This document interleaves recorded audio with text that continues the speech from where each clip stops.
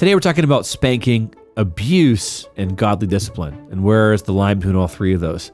I'm a new parent. I have about a 3-year-old and almost a 1-year-old, and there have never been as controversies as big in my world as whether spanking is okay or not for a Christian. Is it abusive?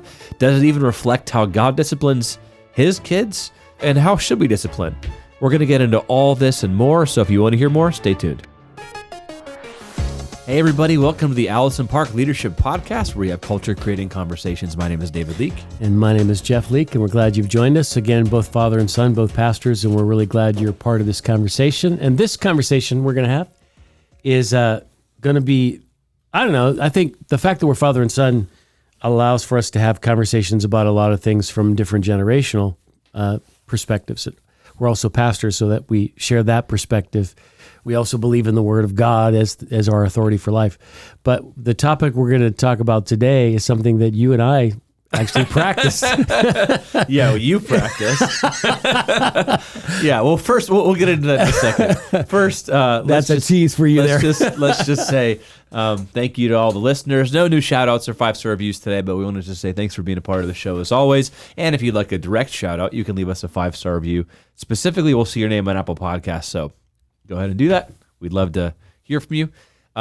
Today's topic is spanking, abuse, and godly discipline. Well, wait. Now I said it's something that we practiced, and then you throw the word abuse in there. Well, you got 3 options. They can figure out which one it was. Was it spanking or abuse, or was it godly discipline? Okay. I guess we'll reveal that. Yeah. Man, out of all parental topics in the world today, at least in our region in America, I don't know that there's anything more controversial off the top of my head than spanking. Yeah. I mean, vaccines are close as well. By the way, let me just throw this out. So we're going to talk about parenting and the approaches to discipline in this podcast. And sometime this fall, my wife and I are actually going to start a podcast together on character-based parenting. There you go. And it'll be much shorter, and they'll be more like 15 to 20-minute episodes, and we'll tackle one aspect of a parenting at a time. So this will be like a tease for that. But yeah, so those episodes will probably be a lot more calm or less tense than ours are. Well, I guess we'll find out. I know Melody is very intimidated by this, but because she's never really done a podcast. You guys before. have a working title? I think we're going to go with character-based parenting. Okay, yeah, cool. Yeah, Great. as the framework. But yeah. Okay. Let's. So the topic of discipline is a controversial one in the parenting world. One thing that I've noticed. So I'm a parent of 2 kids right now. We have almost 3-year-old. I guess by the time this podcast comes out, he'll be 3. James will be 3 on September 28th, and John will be 1 year old on November 8th of 2025. So I got 2 boys. It's one thing that's been common for me and Sarah, as we're going through this process of learning how to be, parents, is there's very little that all parents agree on as the right way to do things. Like the right way to feed your kids, the right, I just mentioned vaccine or no vaccine, how there's a lot of shaming. How crunchy do you want to be? Yeah, it's screen time and outdoor activities and are they reading? Are you going to send your kids to public school or private or homeschool or Montessori or all these things? And you're right. Like, I think there's a lot of parent shaming, probably more. It seems more of like a mom thing than a dad thing as much, which makes sense, I guess, but so discipline is one of the hot topics because it's obviously an important thing to have some form of discipline and correcting. But you kind of have 2 polar opposites. You have old school Christian, hardcore, authoritarian, don't spare your child the rod, sort of spanking type discipline. And then you have the other side, which is more modern, gentle parenting. The idea of like calm, have the right environment, take time, dialogue, time in with your kids, make sure you're checking your own emotions, don't discipline out of anger, which obviously is good. And you have these 2 extremes. And I would say, especially when it comes to the more authoritarian, specifically when it comes to spanking, it's not just out, it's way out. In fact, it's considered by a lot of the parenting world as abuse. So today we want to talk about not just parenting, spanking or not spanking or how to discipline, but also what godly discipline looks like and how God disciplines Us. So Yeah. I feel for your generation. I just say that it seems like everything is polarized. There's nothing that's not polarized. Parenting is polarized. Husband and wife, gender roles is polarized. Politics is polarized. Values are polarized. Everything is done in this place where the constant commentary on social media, where you have hit piece shaming videos that go out that can just take your knees out from you. Like you're doing your best to raise your kids, and then someone takes your knees out because they call you abusive or soft or whatever, raising kids that are out of control or whatever. And parenting is hard enough. I mean, it's so difficult. Every child is different. Every challenge is different. That I feel for this generation. The social media generation that you guys live in is really, really brutal. And it's dangerous when you start to talk about this kind of thing, because once you wade into the middle of it all, you're going to brand yourself at one side or the other, or really offend somebody. And that's not our intent, but that's what we do, though. But we do wade into culture and social norms, and we talk about it from a biblical perspective, and we try to pastor the situation. And so, being that this is one of these controversies, it's good for us to talk about it. Yeah, and we get branded how we're going to get branded. And it is what it is. I think you can't say anything if you're not going to get branded a certain way. I mean, like, just in the way today's culture is, either you only say neutral, positive, Christianity in the middle things and never say anything else, or you say things and hopefully help people but offend people. And I don't think our goal is to be offensive. It's not. There's a whole category of that too. Like my goal. Some people would say my goal is to be provocative. Like I'm gonna push the envelope, and I'm gonna say what I'm gonna say. And so we're pastors. So pastors shepherd things. They're trying to help you interpret things. They're trying to make application. So that's what our hope would be. Yeah, to have a direct, truth-filled, I'm interested Bible-based conversation. So you know my parenting philosophy, probably, though you're going to maybe ask me details about it, but you were raised with me parenting you. I'm actually curious about your philosophy, because I'm not sure we've ever had that conversation. Like, I watch you parent your kids, but I don't know that I necessarily know it intimately. I have a 3-year-old, basically, and a 1-year-old, and my parenting philosophy is very much in flux. I'll figure it out. I don't think I'd want to. So what I feel ready to do today is to dive into some of the biblical perspective on what the Bible says about it. But as far as like the ins and outs of what we're doing, man, Sarah and I are still learning.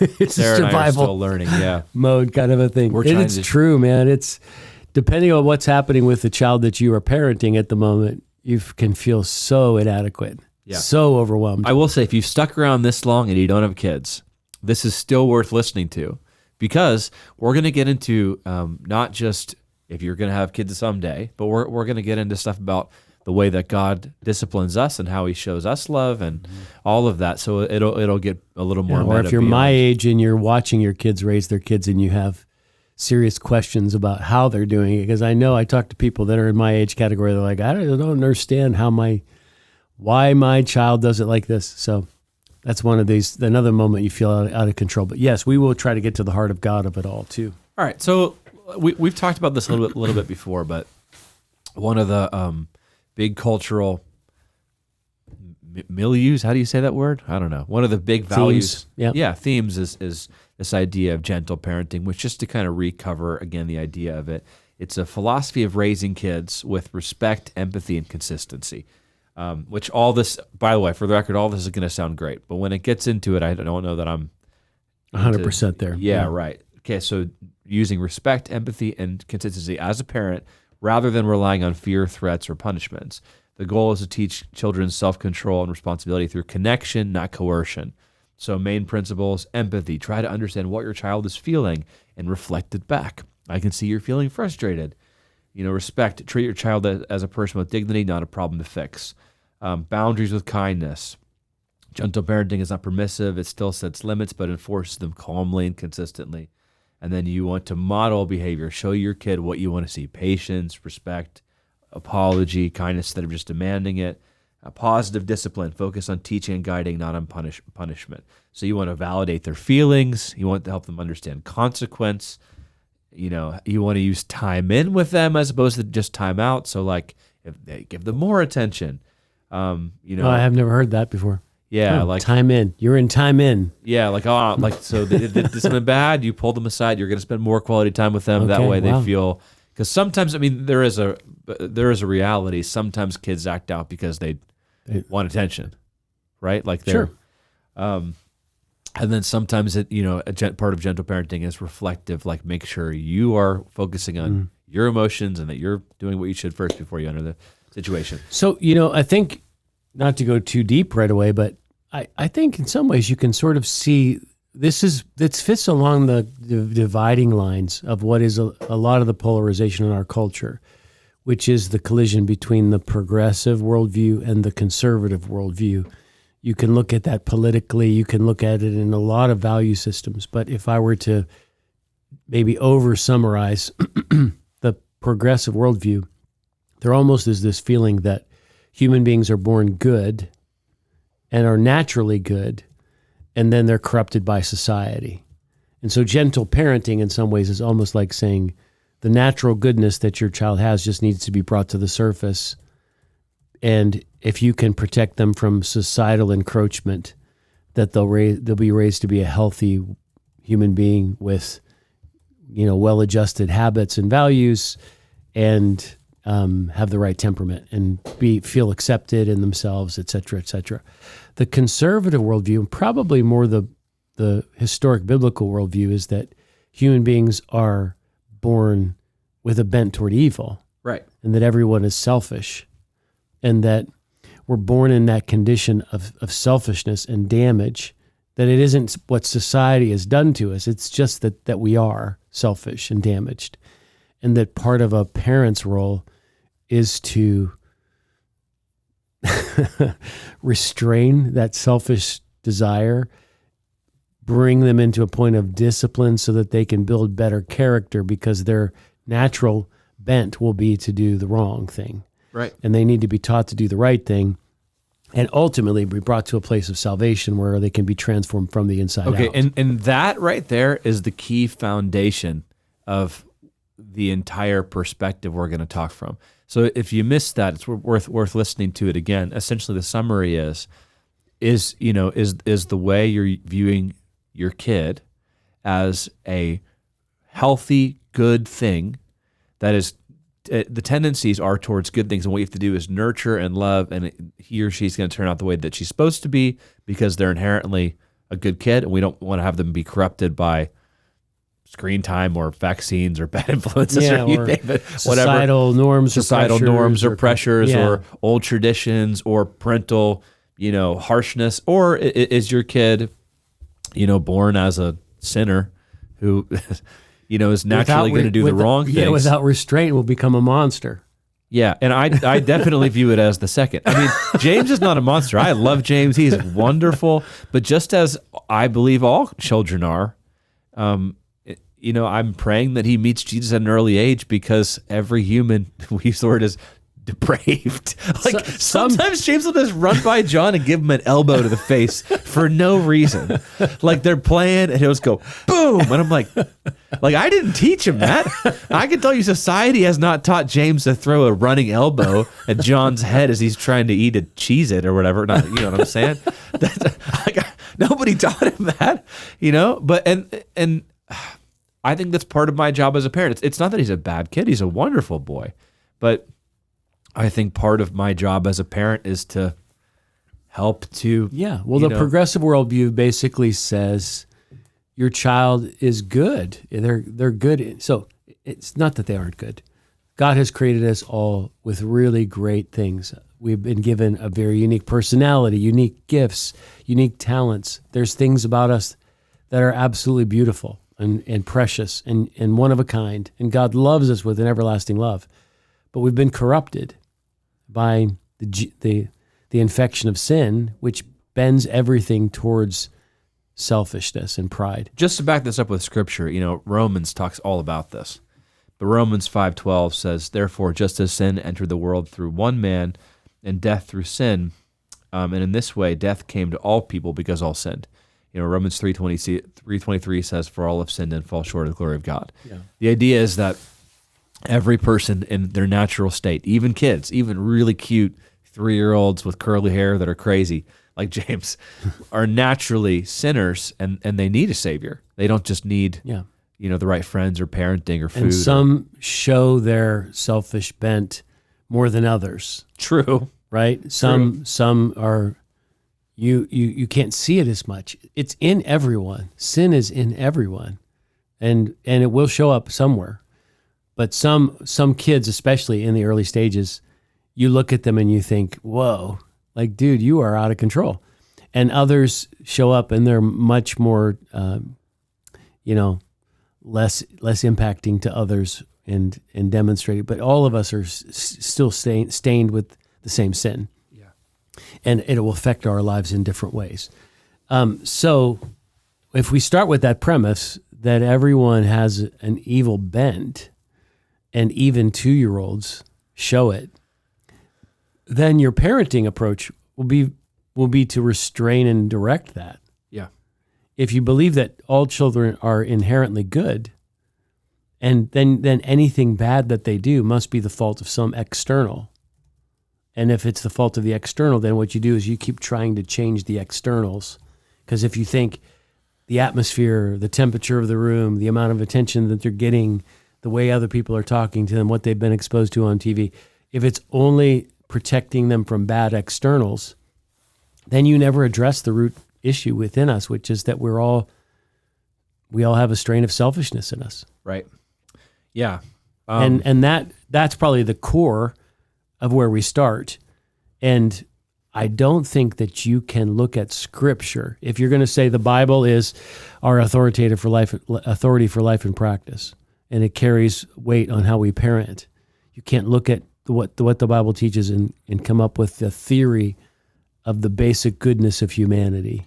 You come up with the theory of sin that has to be addressed in its root issue in everybody's life. So playing this out just on a practical level, this is part of what I have a problem when it comes to with gentle parenting, is because when the goal is empathy and connection, the goal is not teaching them submission first and foremost. Mm-hmm. So connection and empathy, at least to me, feels like, hey, we're both people, we're both humans, we're both equals in a sense. I mean, I know a child and a parent, even in parent or gentle parenting, isn't equal, but we're equal dignity, equal value, and so I want to connect and I want to empathize and I want to discipline, but in a gentle way, because I want you to, feel safe and secure and loved, and all those things are important.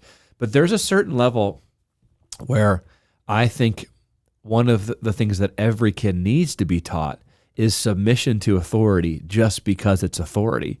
You know what I'm saying? Sure. So it's not authority because of connection. It's not a authority that is grounded based on how well the parent loves you. It's authority because they're the parent, It's submission because... Yeah, because selfishness never dies without submission. Right. Yeah. And it's like, I'm going to obey not out of a qualified nature of you've earned my respect, or I know that I'm seen, or I know that I'm loved. It's I'm going to give you respect and submission because you're my dad. Because you're my dad. And because Exactly. God has appointed you in my life with the role of training me. And I know that you being present in my life will help me, not that your 2-year-old is thinking this, Sure. but will help me become what God wants me to be. And I don't want to be selfish. And I want to be trained properly so that I'm patient and kind and gentle, and I know how to apologize, and I submit myself to a process so that I can be a great husband or a wife one day, or I can be a great employee one day. Like, I'm learning character. I'm learning to develop. So, I think we start there. But, okay, the gentle parenting side, I think where there is biblical alignment there is the concept of redemptiveness. Totally. Okay, so meaning that if you believe that your child is flawed and sinful, but your tone is that of redemption rather than punishment, then it feels a lot like gentle parenting, because a redeeming parent comes at it from empathy and concern and compassion and equal dignity. And because your goal is not just simply to say you're wrong and you deserve pain and I'm going to bring correction into your life. It really is, you are seen. I do care about you. Who you are now is not who you always will be. God has the ability to redeem and repair your life. And I'm here as the messenger in God's world to help you become that. And the tone is redemptive and the approach is redemptive.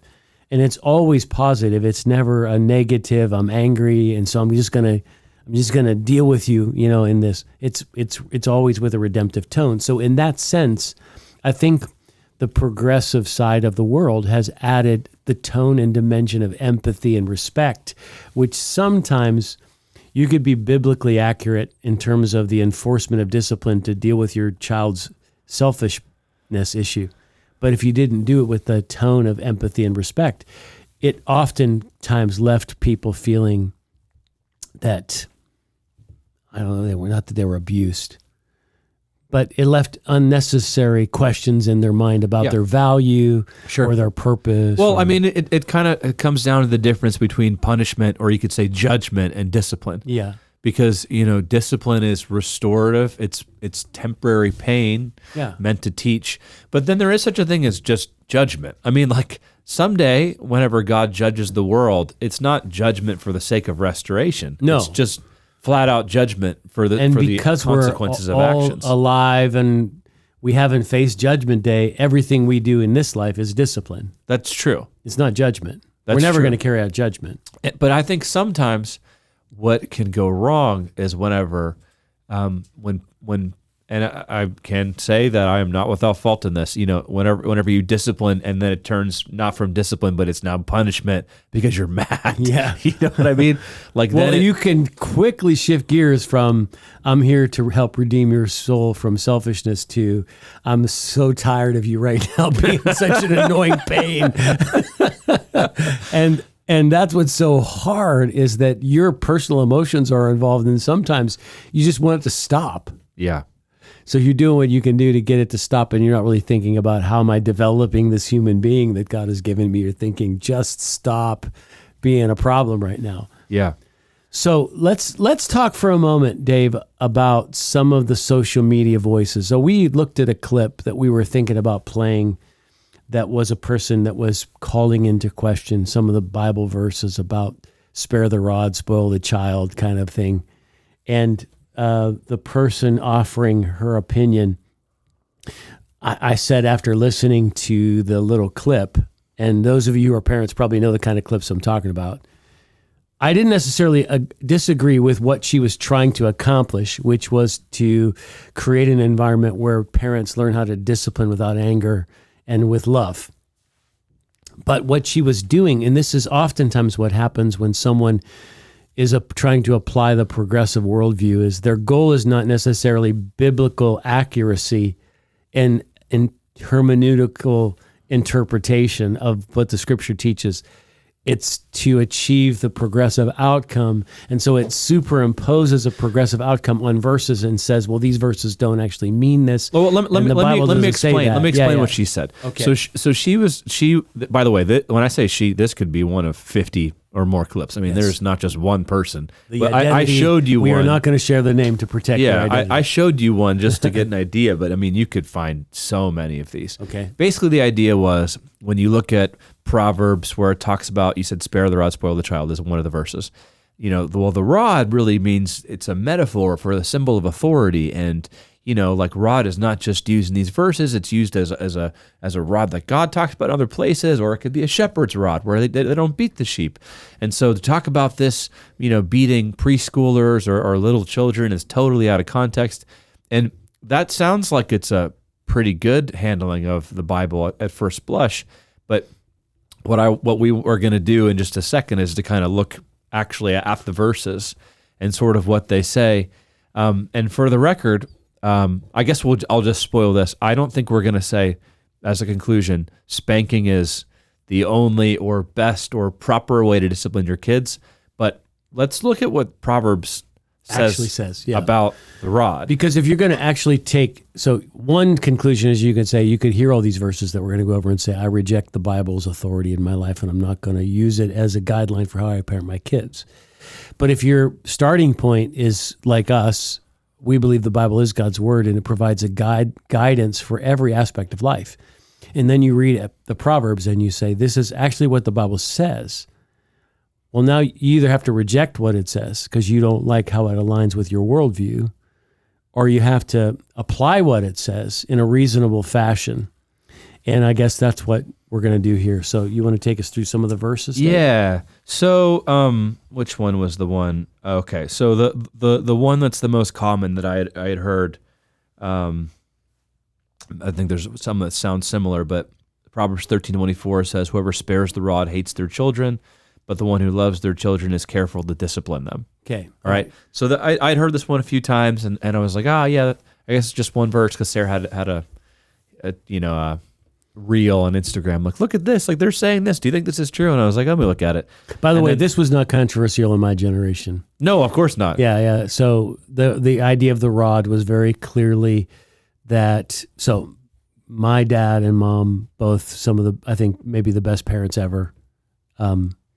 My dad spanked me growing up. It wasn't a thing. Didn't spank me a lot. Didn't spank me in a way that was damaging or hurtful. Didn't leave bruises. Honestly, wasn't all that painful. It was a little bit. Like, I felt it, but it wasn't just my dad. I got spanked in junior high.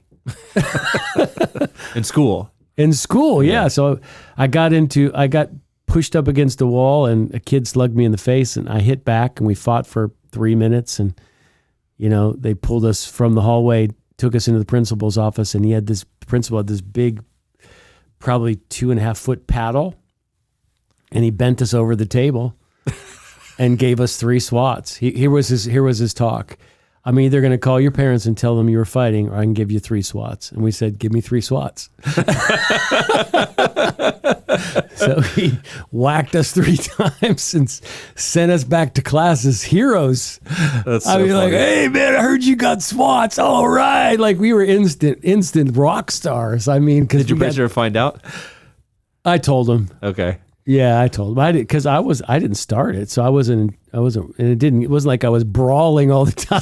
Sure. But I didn't feel personally that was abuse. I don't also think it was a deterrent. I think it's kind of silly. But now, can you imagine? Yeah. If a teacher hit a kid? No, I know, it's crazy. Oh my goodness. Okay, so let's just jump in here. So this word, I'm not going to be able to pronounce this correctly, but this word, I guess it's shavet. It sometimes is translated as scepter. To this person's point, sometimes the word is used in other contexts. Psalm 125:3 says, "The scepter of the wicked will not remain over the land allotted to the righteous." Idea of rulership. But let's look at where rod is used now in Proverbs. I'm not going to just read spanking ones. I'll just kind of go through a list of these. Okay. Just read slow enough to get every verse. Okay. Proverbs 10:13. Wisdom is found on the lips of the discerning, but a rod is for the back of one who has no sense.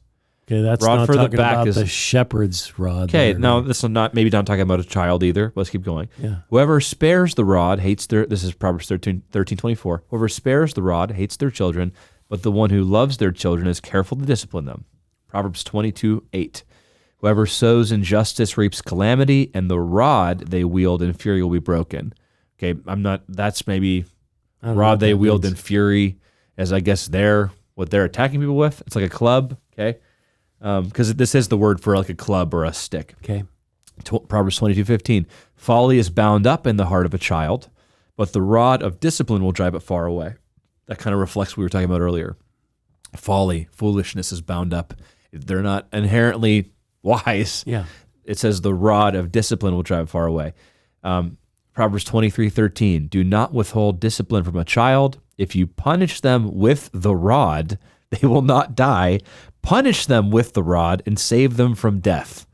That's pretty clear to me. Yeah. I don't think punish them with the rod is a symbolic thing or can be even possibly taken as symbolic. Well, even the shepherd's rod. So your rod and staff, they will comfort me. Mm-hmm. The shepherd's staff was the stick with the hook where they would grab the sheep and pull them back. and the shepherd's rod was something that you threw. It was like had a point on the end of it, and you would throw it like a weapon, so that if a sheep was wandering from the flock and you threw the rod, it would land, it would like stick in the ground and make you turn around in fear to say, Sure. whoa, what happened? So even if it was applied in that, that couldn't fit into gentle parenting. Yeah. Like even like whipping, like it's basically a forceful act to say the boundaries here don't go any further. Right. Okay, Proverbs 26:3, a whip for the horse, a bridle for the donkey, and a rod for the back of fools. And then Proverbs 29:15, a rod and a reprimand impart wisdom, but a child left undisciplined disgraces its mother. Okay, just quickly for this one, Okay, a rod and a reprimand. Okay, what is a reprimand? It's a rebuke, it's a scolding, it's a talking to. That doesn't sound gentle either. No, I don't think either one of these does. And okay, so all this to say, to me, when I read through Proverbs, I mean, this seems to be talking about controlled, non-violent, non-harmful type of physical technically, discipline. we're not taking rods to the backs of fools. True. Right? So if you find a fool in your company or whatever, you're not gonna take a rod to them. I think some of these are metaphorical. Some of these are said in a way that's almost, what is it when you exaggerate to make a point? Hyperbole. They're hyperbole. But even if you were to slice out the hyperbole and the exaggeration, kind of ideas, there still is this sense, even if you just use the word reprimand, just let's say that we could agree upon that being the word, let alone discipline and the physical use of some restraint, like a rod. That clearly doesn't fit into the gentle parenting paradigm. Like, this is stern. It's direct. Sure. It's confrontative. And I think the other thing this also fits into is oftentimes dads are the ones that provide this, right? Even the voice of a father. Yeah. Sometimes all it takes is the voice of your dad saying, "Stop," right? You know what I mean? Like, and that's not gentle, but that authority is a part of what fathers bring to the table. And there's an objection to dads being like that, as if it's toxic masculinity, right? So there's almost an objection to any kind of authoritative execution of discipline or manhood in a situation. Sure. Which I'll just say, as a child raised by a really amazing father, I had a healthy fear of my dad. Yeah. Because of the tenor of his voice. Like, there were moments when I knew not to mess with him. I knew he wasn't going to hurt me, but I kind of had there was half a doubt in my mind. Like, I didn't want to test that because I knew how strong my father was and I knew how fierce he could be. And again, never even came close to abusing me. Yeah. And when he even said harsh words, he would always apologize to me. Right. But a healthy fear, I think in some ways having a fear of God is this too. Well, yeah. I mean, I don't remember what the reference is, but it says the fear of the Lord is the beginning of wisdom. Yeah, Proverbs 1:7. Oh, there you go. Yeah. Wow, come on. Yeah. So, and that doesn't mean just awe of. That means respect for.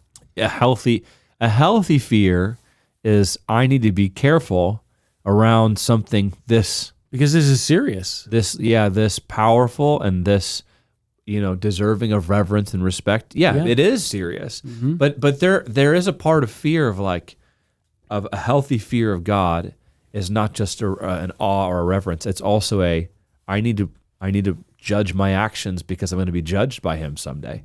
Yeah. And again, that's not the only. Judgment is not the only thing God does, and He has discipline. I think it's judgment's God's job. Our job is discipline. We leave the judgment up to God, but discipline is our job. Right. I was referencing that God has more types of correction than just judgment. You know what I mean? So, do we get practical now, Dave? Well, let's just say this. Okay, so let's now talk about, when it comes to spanking, what's kind of out there in the parental ethos. So a couple of things. One, there's been a lot of studies that have been done on spanking, and a lot of them have turned up that spanking can be harmful over time to kids. Okay. And so there's other alternatives, which gentle parenting tends to be, time in, or take away things, whatever. For the record, I just want to clarify that I don't think we're saying spanking is the only biblical method of discipline. There are other methods. I use timeouts a lot. Sometimes it's taking away James's toys if he's, not listening. There's a number of healthy ways. I think we're giving a biblical perspective on what spanking actually says, or what the Bible says about spanking. Yeah. But so there are a number of studies that talk about it. I've done some research on this. I'm not an expert at all, but what I'm finding is what's not contested, households that spank often show, kids with worse behaviors, but we're talking about often spanking with objects, and often it's not in necessarily Christian households, and sometimes these often lead to abuse as well.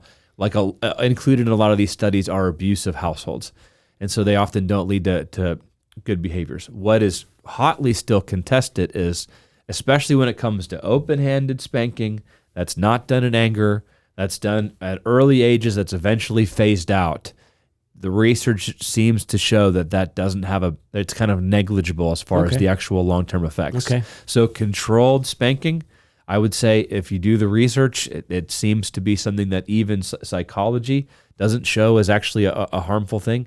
And I would say that Proverbs is not like this. Let's say it's in the video. Proverbs is not commands to us; it's wisdom. Yeah. But biblical wisdom still affirms some form of controlled physical discipline, like spanking. Yeah. And then, can I make one last point that I have heard when it comes talked about this, and we can go wherever you want from here.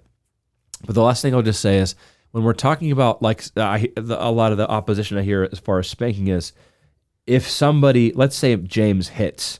Do I want to teach him not to hit by then hitting him immediately afterwards? What I would say to that is, Romans 13:4 talks about, godly authorities that are established. How God, so it says this: for the one in authority is God's servant for your good. But if you do wrong, be afraid, for rulers do not bear the sword for no reason. They are God's servants, agents of wrath to bring punishment to the wrongdoer. Okay, this is not a parenting verse. But the point that I'll make as far as an illustration, the world that God has set up has authority with sometimes harsh punishment that comes as a result. Somebody who murders may get the death penalty, and it's given back to them what they gave to somebody else. Mm-hmm. I think that there's something healthy about, in a controlled, godly, loving way, teaching your kid empathy when they hit, by giving it back to them in a controlled dose so that they understand what it feels like to hit. Yeah. Do you know what I'm saying?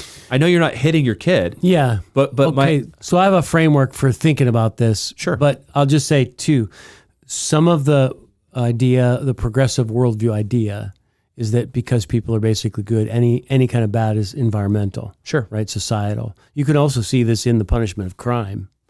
Like, they say, well, he committed this crime, but that's because they had these environmental stimuli. Or even genetics is a part of it now, too. Yeah. So, okay.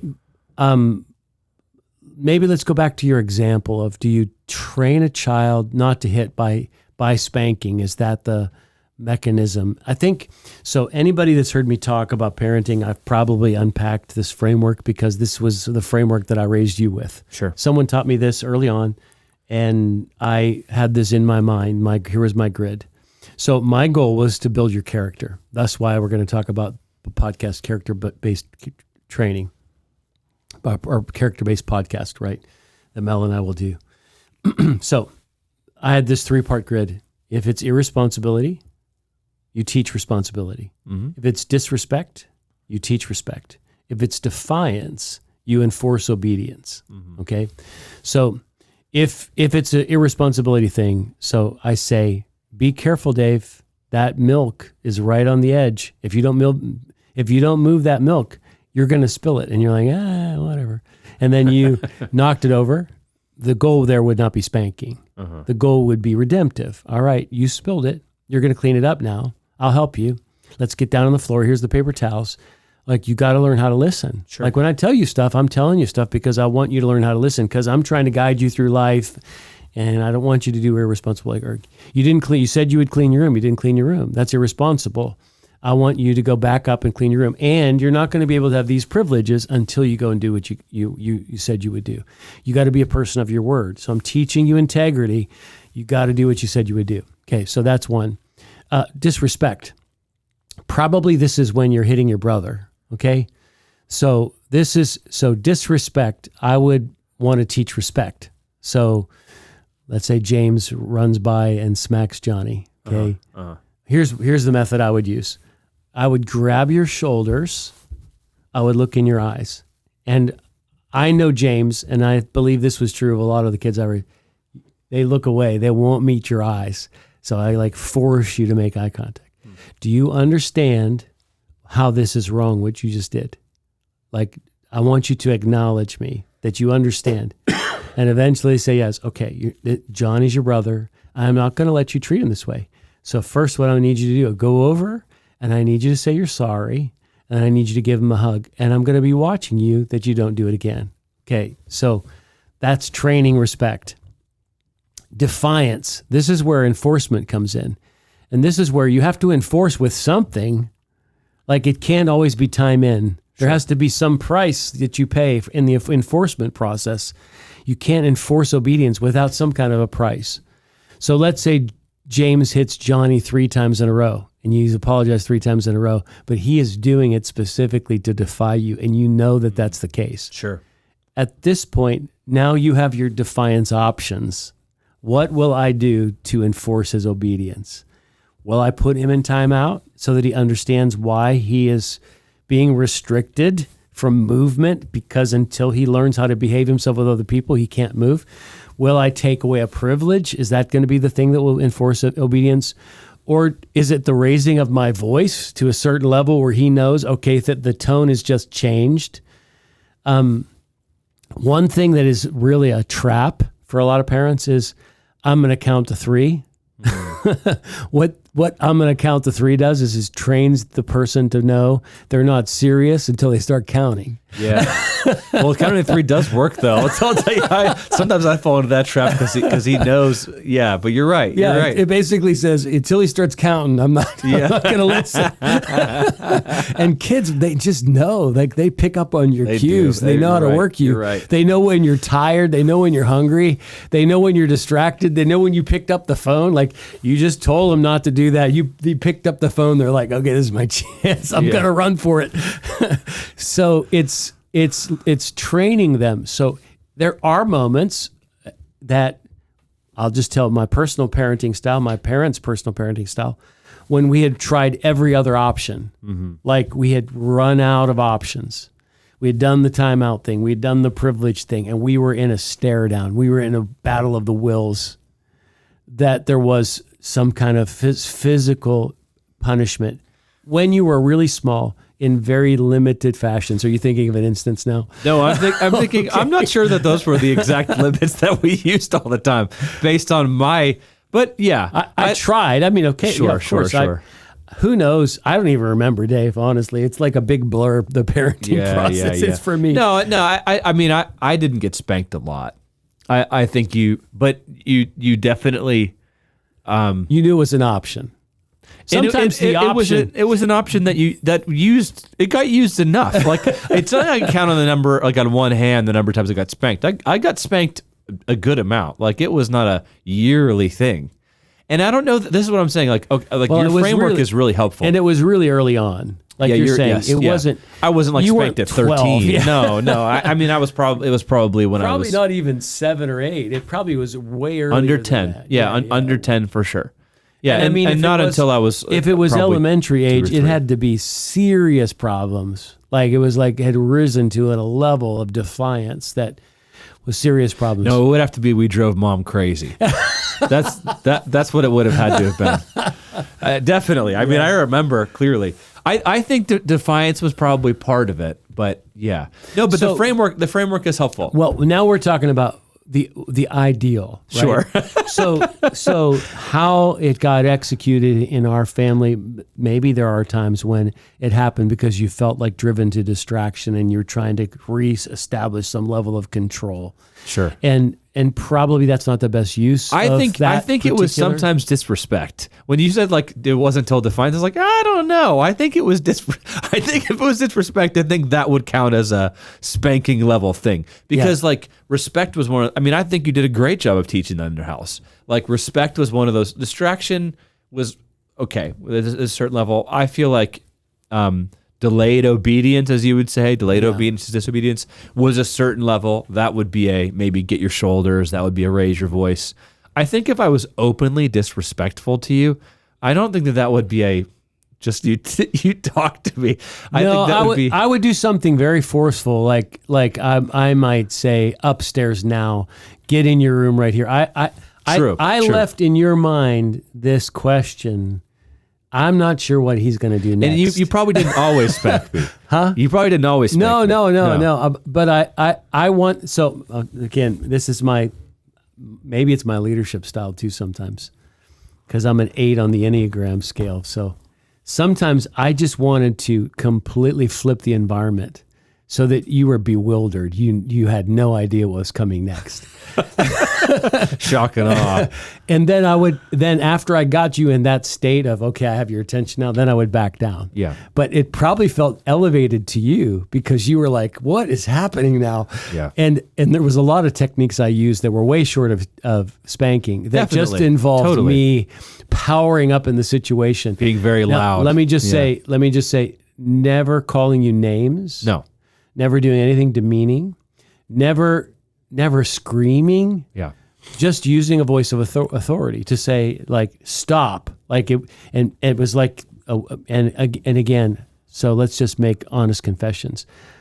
If I could go back in time and parent again, I'm certain there were many, many moments when I would be more temperate than I was in the moment with all the stress that's going on. Sure. This is what's so bad about the shaming environment that comes with social media, because parenting is tough. And if we're talking to somebody and you have been intemperate or done something improper, one of the great things it was true about my dad's style is there were times he probably went overboard with me and the way that he raised his voice or whatever. But when he recognized it, he would always come back and humble himself. Yeah. He would get on his knees, look me in the eyes and say, I'm really sorry. I love you so much. It wasn't like a Jekyll and Hyde schizophrenic kind of thing. It was on the rare occasion, every so often. I think you did that as well. Yeah. I tried to emulate what I saw my dad do, that when I did do things out of emotion rather than out of the strategic desire to build your character, that I would come back and admit that to you, because I think that's how you learn to trust. Yeah. Because we both knew I was out of line. Yeah. Right. And me training you and having good character and then not demonstrating good character, that doesn't help anything either. Sure. Totally. So how does this work? Like the defiance, disrespect thing that you're enduring right now, Dave, how are you interpreting that? Kind of, what's your framework? I don't think I have as fleshed out of a framework as that. We're working through some of this. I would say like kind of like what you talked about for us, spanking is kind of a last resort. I really don't enjoy it. I think like before I was actually a dad, I was like, oh, like what sounded like an enjoyable thing was like teaching my son discipline. You know what I mean? And I guess it is character building and those kind of things. And I thought like, spanking is part of that. It's not going to be anything. And then I don't like it. Like I feel like sometimes it's necessary, but it's sort of our last resort. I'll kind of want to use whatever else we can up until that point. But then I guess we're already deep into the waters of people are offended if they're against this. But I feel like there's a certain point where it feels like it's a right thing to do. Like I feel like, because it's like every time if we ever have to spank, you know, we would never spank Johnny right now. He's way, way, way too young. But James, who's close to 3, if I had to, you know, it would be a very calm thing. It'd be a controlled, you know, one spanking. I give him a hug. I explain it once again. You know, we have a teaching moment and move on.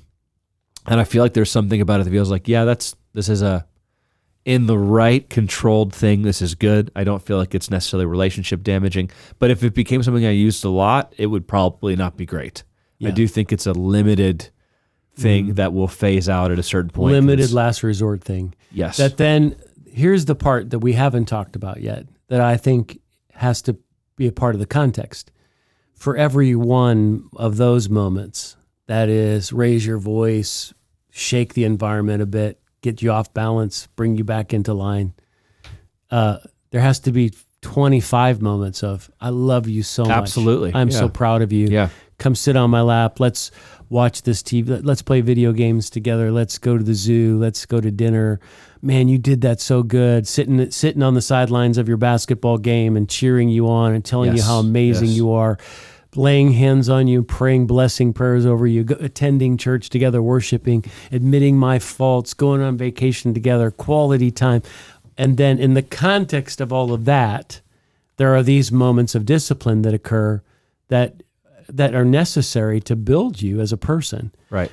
If all you get is the raise your voice discipline kind of thing, and you never get the other pieces, well, then of course you're going to be like longing for affirmation and encouragement like you would for oxygen. Yeah, right. But if you flood the environment, like that's the thing about my dad. Did my dad spank me on occasion? Yes. But he also, I remember sitting in my middle school basketball games, and we had driven on the bus an hour away to play some remote school, and none of the parents were there because it was at 3:30 in the afternoon, and someone would point up in the stands and say, "Is that your dad?"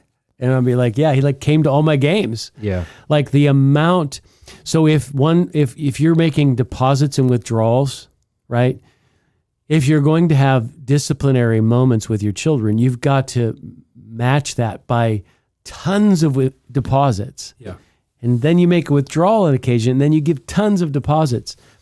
So I think the imbalance is where it's nothing but discipline and not enough redemptive lifestyle. Well, I mean, it's the job of parents to do both. Yeah. And obviously you can, if you skew towards almost exclusively positive moments, then your kid may be a wild person. Yeah. And then when they get into school or other environments, no one knows what to do with them because you have not trained them how to respond when they hear the word no. Or you haven't trained them to be respectful with other kids, or you haven't trained them to be responsible for the things that they break. So, when your kids show up in the world and people say to you, your son is such a great guy, like your daughter, wow, I am so impressed with her. That is the sign that the parenting is working. Mm-hmm. Not that you fit some code of current progressive paradigm.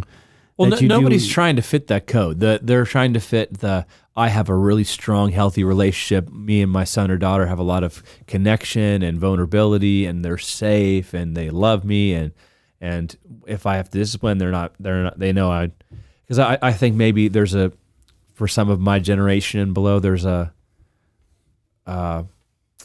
aversion to the idea of not having a close relationship with your child that sometimes discipline can bring, where it causes some distance. Mm. Do you know what I mean? Yeah. Yeah. And I think too, the other part of it is that, you and I, Dave, over time have grown to be friends. Mm-hmm. We share a lot of the same enjoyments, Chelsea Football Club, Pittsburgh Steelers. We have all these conversations which have become the podcast about relevant social issues in church. Like we're in ministry together. Okay. But ultimately, my primary goal was not to be your friend. It was to be your dad. Yeah, yeah. And some parents want to be their kid's friend first and their parent second. Mm-hmm. And they want to be liked.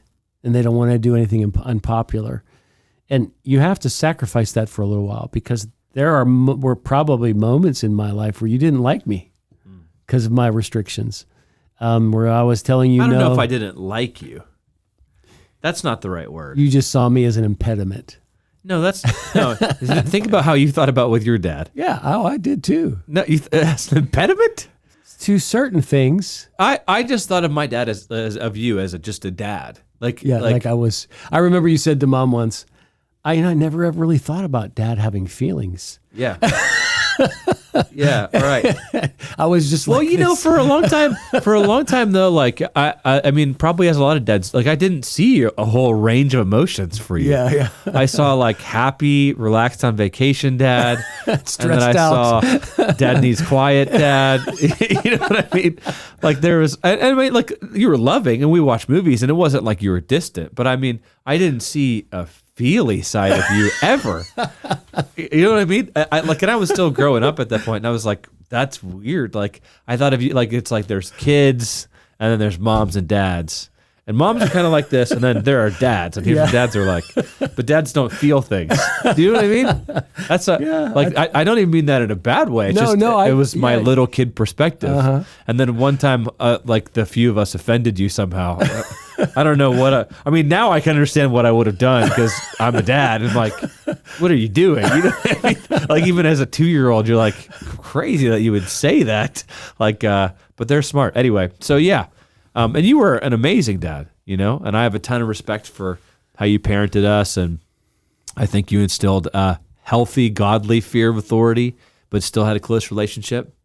And so I guess like with the last little bit of our podcast, I do think it's important to talk about the way that God disciplines and the way that God interacts. You know, one of the things that I've heard when it comes to parenting is like, specifically when it comes to spanking, like Jesus was never harsh.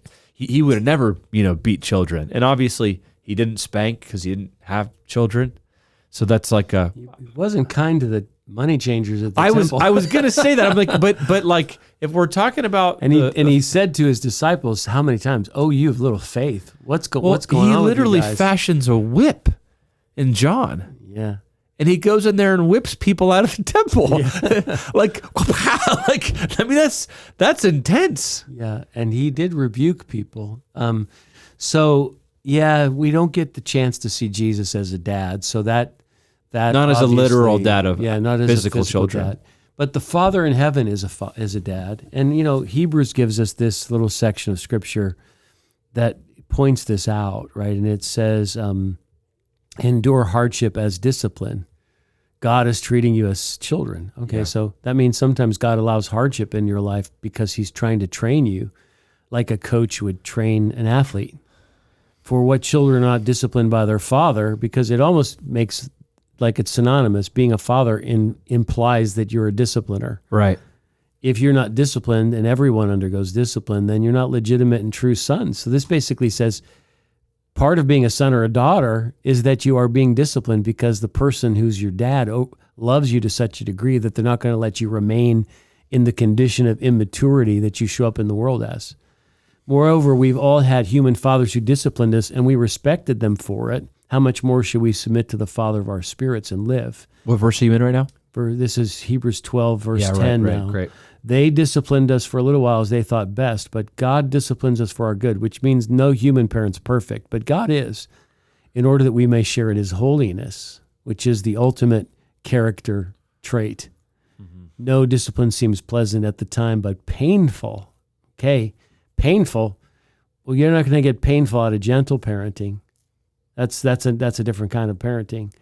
Later on, however, produces a harvest of righteousness and peace for those who've been trained by it. So, and then it says, therefore, strengthen your feeble arms and weak knees, like challenge, right? Make level paths for your feet, so that the lame may not be disabled, but rather healed. Like basically, once you've been raised up, now you'll be able to be a force in the world to bring, rather than selfish acts to bear on the world, you'll begin to act in a way that's selfless and mature and will strengthen others. Yeah. Which is what you've become, Dave, which is one of the things I look at and I see you and my other kids and how well you're doing in life. And I look back and I think, I was definitely not the perfect father. And there are a lot of things I said or did that I'd like to undo or do over. But one of the things I'm grateful for is what you've become, right? And that's really what the goal is. You know, one day you're going to look at James and Johnny and you're going to say, look at what they've become. Yeah. And it makes all these moments of where you're just totally stressed by the constant barrage of selfishness from a 2-year-old, you know, that you have to deal with. That makes it worth it all. Yeah. Yeah. And it's a unique privilege and opportunity to be a father. And it's every time you go through something, you understand something theoretically until you experience it, and then it just is different. Yeah. Like being a dad of kids, I'm like, oh, Now I know why you were so stressed. yeah, I know. And it's like I'm saying that now, and I always heard people say that. I'm like, yeah, that makes sense. But like you think you basically know what something feels like until you have to feel it. And I know it's going to sound patriarchal to use a terminology here, but it's such an honor that we are given as men the privilege of having the same title as God is to us. God is our Father. We get the chance to father our kids. There also is the feminine side of how God treats us, right? Like a mother with her children. So God is with us, right? He nurtures us. But in many ways, we represent God to our kids because God is a father. He's given that name specifically in the New Testament. And our job is to represent him well, so that when James and Johnny grow up and they start to pray to God, their father, they have seen a good representation of what fatherhood looks like from their dad. And I think that picture is the right theological balance that we need to have in our minds, because, if we teach our kids well, we set them up to understand how God is. Like loving and gracious and merciful, you know what I mean? For whenever we do and wrong. No one to mess with. Yeah. Well, I mean, because he's holy. I think if we're only grace-filled parents, then we don't really give a good picture of how God is to us, which is like, but you need to have a healthy fear and respect of God, you know? But I guess if we're at the same time, the opposite side would be if we're just judgmental and harsh and distant, then it's almost as if God doesn't have this relationship with us. A lot of people in church don't know how to relate to God the Father because they had a really bad example. Sure. Yeah. I mean, when you put it in that context, our job is to be a good reflection of God the Father. Right. Whew. That's intense. That is intense. And yet, I love that challenge. What an honor to represent God the Father in that way in someone else's life, so that you raise kids that are growing up in an environment where when they start to relate to God, they'll be like, oh, I get this. Yeah. That's good. Yeah. So I don't even know if we ever directly, explicitly stated it, but I think there are a number of different kinds of disciplines that work, and I don't think that you have to be a spanking family to be a Christian biblical family if that feels like it's a conviction that you have. If you found another mechanism that works and you haven't had to use that last resort, awesome. Pastor Greg said he only had to look at his boys and they would stop. Greg Jacobs said. Pastor Greg, he said he's like, I never actually had to spank. Wow. Like, that's wonderful. Yeah. it isn't an essential. Right. Yeah. But it could be essential. Yes. In some kids' lives. That's exactly. And what is essential is correction and discipline that goes beyond just relational, empathetic connection. I think that's a foundation. Goes with it. Yeah, with all of that, but not that's not limited without the to other it. Side. Yeah, right, exactly. Yeah. Exactly, because first and foremost, I think the job of a parent is to foster healthy children that learn to have a good relationship with God. Yeah. And not just have peace and in a household. So anyway. So hey, just a little advertisement. Stay tuned for the character-based parenting podcast that'll be coming up soon that Melody and I'll be doing together. And hopefully this episode was helpful to you. I'll be a regular listener on those. I'll leave you with 5-star review this time. As always, we'd love to hear from you. If you have a different point of view or you want to give us some feedback, that would always be helpful. Absolutely. Yeah. And we just want to say, as always, thank you so much for joining us. If you want to help us out, you can do a number of things. You could like and subscribe if you're on YouTube. Or leave a comment. We'd love to hear your thoughts. If you want to share this, there's often a little arrow link that you can hit and just hit text on your phone to one of your friends. You can leave us a 5-star review on whatever platform you're listening on, which is not that hard to do. Or if it's on Apple Podcasts, we can see your name. We'll give you a shout out. So once again, we appreciate your time. Hope to see you guys again next time.